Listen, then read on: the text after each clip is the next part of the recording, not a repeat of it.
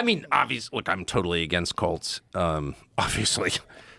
On the other hand, you got to ask yourself, like, I don't know, is your average Amish teenager happier than your average conventional American teenager on Instagram? And of course, the answer is, oh, yeah. Well, they certainly have less instances of autism, which is really fascinating. It's very, very fascinating. The Amish have less autism? Yeah, there's almost none. Well, I'm not surprised. It's extremely rare. Why do we think that is? I wonder. I really do. Well, it's not only not in the conversation, you're punished for adding it to the conversation. Yes. And so, like...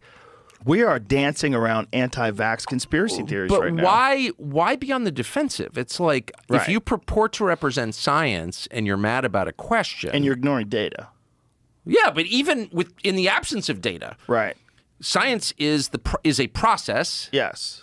It's not a result. It's a way of doing things. Mm-hmm. And at the core of science is asking questions, including unlikely questions. Right. That's what science is. Right.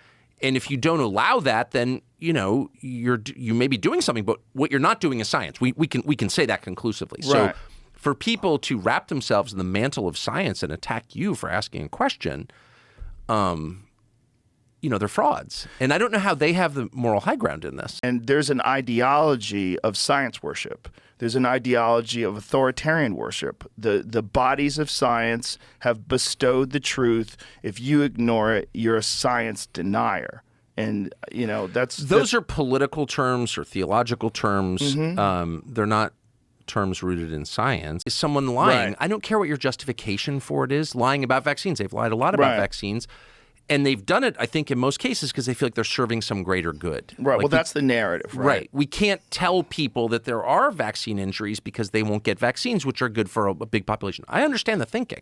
Yeah. Cult leaders, they get completely infatuated with this idea of being omnipotent and this power that has control over giant swaths of people, and you get to dictate their behavior and you get to tell them what to think.